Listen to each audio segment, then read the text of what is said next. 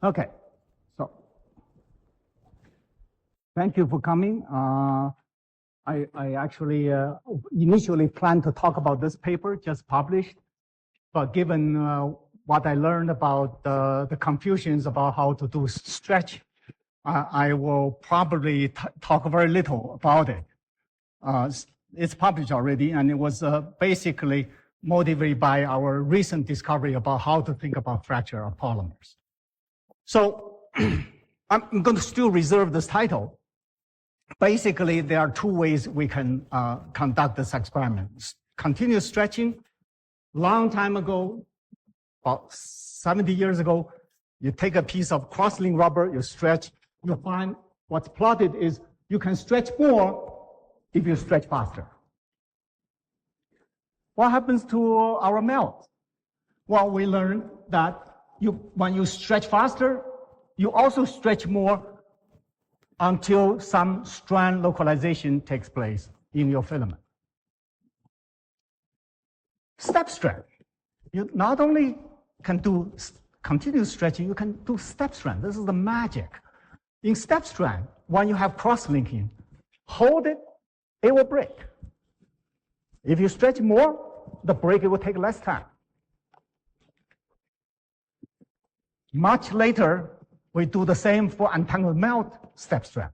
They also break, undergo strand localization in what I say. So this is the outline. Given my adjustment of what I should focus on, I will say very little about part 3, which is the first paper that I showed you in macromolecules just published. So I will concentrate mostly on the first two parts. In fact, I will skip this whole step strand altogether because I have very limited time. But it's a fascinating talk. Well, so what is extension? Cross-linked SBR under cross-polarizer, so you can capture the stress state through birefringence. And I show this because I want to show you, boom, rupture like that. Moreover, if you look at the before and after, of course, they're all recoiled. This is crucial at this point. It all recoiled back because it's an elastomer. Let's switch to melt on cross-link. My interest is to understand in both cross-link and on-cross-link polymer network how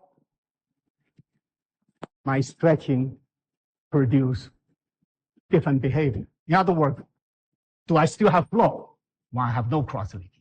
I just showed you there was no flow when you are cross-linking. How do I see it? What happens before cross-linking? Is there yielding? Which I will explain what it means. What will be the signature of yielding? Well, for those who know me, in the case of shear, which inspired us to do this extension work, is this movie showed us, oops, things break up in shear. It breaks up after the overshoot. Therefore, if you do an experiment before the overshoot, you let go, it will fully recover. Conversely, if you let go after the overshoot, it would not. And that inspired me to think about whether there is the same physics in extension. I will explain in detail what to look at. We will look at the so-called tensile force, so-called engineering stress. And I envision, as I will explain in the next slide, that there will be a maximum indicating my structure is also breaking apart. If you follow the traditional representation, you divide your declining force because of the structural breakdown by the ever-shrinking cross-sectional area. So the thing doesn't show maximum. And this is the data. So let me patiently explain to you my insight, which is about 18 years ago now, or 19 years ago. Shape change. 4 elements like that become that. after a stretch, whatever you want, 4, 3. I envision when I stretch a factor of 3, if all my load-bearing strengths are still surviving, I should just see my force growing monotonically. Conversely, what if I lose half of it? Oh, my force will be half, sort of, plus whatever the remaining 3 is doing. But look at the right. The traditional way of looking at it. You divide that force by the factor of 3 because your cross-section area shrink by factor of 3. Now all of a sudden it's 3 halves. This is the insight 19 years ago that I want. It's my molecular picture that urges me to look at the tensile force, the total force, which is the engineering stress because it's by normalizing by unchanging initial area. And I probably am bored to even show you. So basically, that's how we do it. And then if you have this SER between two rami, you draw it. And then the other part of the game is beyond, in the movie, is beyond that overshoot. You have something else, inability to reach steady state. So I hope by now I convince you that there is a maximum, and that maximum, just as I showed here, which I didn't emphasize. Oh, here's my magic pointer. How come I forgot? Forgive me. Where is it? Oh, yeah, here it is. If you let go after the maximum of your engineering stress, the total force, it won't recover. So the meaning of the maximum is very clear. As a black box, it's clear. Let alone, I gave you the physical picture already, molecular picture already, which is here. Let me share with you, the whole literature is full of this kind of plot involving the true stress, not my way of doing it. I commented yesterday in one of the sections, this has the extra geometrical factor because you're dividing by ever-shrinking area. This artificially boosts up the response. And all of a sudden, man, it looks different than shear. We call it strength hardening. Let me be patient with you. In shear, you only see this. Because the zero rate is a good reference point. You can only lose the load-bearing strands as you shear more. Therefore, it becomes softer. In extension, that zero rate limit is wrong reference point. That's why you are so surprised that you see strength hardening. I don't have to go into details. My book describes it. Basically, this is your flow state. But your sample will usually behave this way. I call it geometric condensation. Therefore, the way to think about it, or rather, that is a major factor for why it is above. It's all geometric. So if you look at what Tom Maglici reviewed in his paper, and this is low-density polyethylene, and if you plot in my way, you see, which I was urged Evelyn to do. You see, instead of saying that, I gain the insight that my tensile force refused to go down. And that is the message.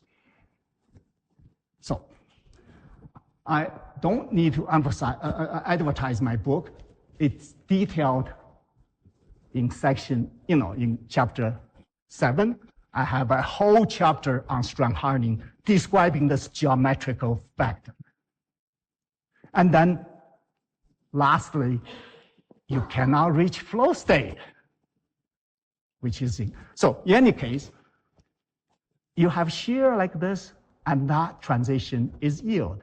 You have extension like this total force is dropping because your area eventually shrinks, and that's the origin of dropping, and there is a peak, and that's yield.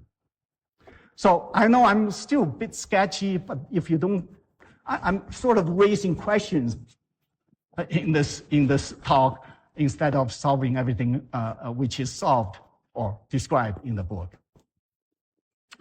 So the other question is, can you attain steady state, flow state? The answer is yes and no. And this is another big dispute between me and my colleagues, depending on whether you are using this textbook way of stretching it versus using this FSR, you can try to cheat. I really mean it. The boundary is not fixed. The system is trying to delocalize, but you're just reading that delocalizing point only. By the way, I know Tom is not here. If you do simulation, you of course can avoid. So here's what it is. And here's when you do different rate, what happens when you look at the tensile force. Here is my dear strand hardening. You see, even this tensile force only monotonically increase. That's my strand hardening. No longer have the geometrical part in it. All right, this is engineering stress part. And this is all old knowledge, so depending on what rate you are doing, you have what I call tensile failure. It fails. It doesn't go to flow state. And if you go on, it still fails. It fails in a more gradual manner, in fact, but it fails. So, and in fact, it can even fail in the rupture manner. As you see, that was useful, right? As if it was cross-linked. So all are possible, even without cross-link. So here comes, I think, how much time? I probably just need 5 minutes to talk about the second topic, which is all entirely new. So what happens when you have cross-linking? I just showed you how it happens. It turns out it's a non-trivial problem. We thought we understood it. It turns out the question is when you break, how it depends on the rate and temperature. So it turns out, as I repeat, if you stretch faster, you can stretch more before it breaks. That's this curve. And if you go to lower temperature, you can stretch more. What's plotted was how much you can stretch on the vertical axis versus the rate you use. And these are two different temperatures. All right. So you can collect such a point in terms of how much tensile stress you have versus rate at different temperatures. Oh my God. Why don't you just do a horizontal shift? You get WF. And people did that 70 years ago almost. And this is the data. The smooth red line is WF. The other points is the shift. To a zeroth order, they agree. Except if you shift, you realize it's systematically completely different. Or you can take that data, my student, copy this data and do it. If you do WF, that's your master curve. If you do it to perfectly match, here's your shifting factor, deviating from WF. Message is very clear that what governing what's happening is a hidden time scale that is not polymer relaxation time. And that's my whole theory. We have 7 papers, another dozen in the pipeline. We're going to change the world on how we think about it. And of course, I don't have the time, and this is not a suitable topic. This whole fracture mechanics has to do with us peeking into a crack tip and reading the stress at the crack tip and understanding the relationship between them and a non-notch rupture problem. So, of course, I don't have time to say any of this. So in any case, so am I 3 minutes away, 5 minutes? How much? Oh, I still have 5 minutes. Thank you. Including questions. Including questions. I can stop that. So yeah, I reached the third point. Huge confusion. This will take me hours to talk about it. The rate effect that I just told you about rupture.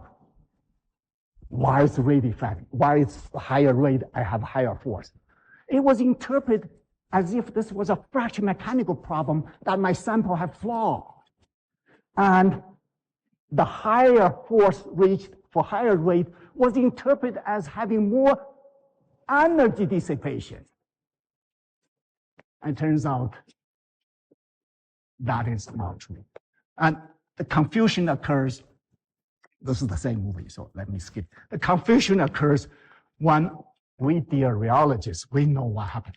When you use different rate, indeed your stress response is different, but that's not energy dissipation.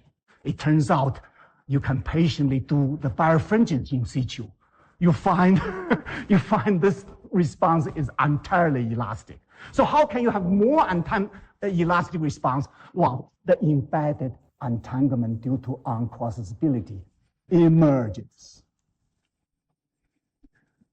I think that's it. I have all the details explaining what rheologists know so well. If you use different rate, you agitate a larger population of it. If you use different temperature, you have more entanglement coming in. It's all the same, and it's all elastic.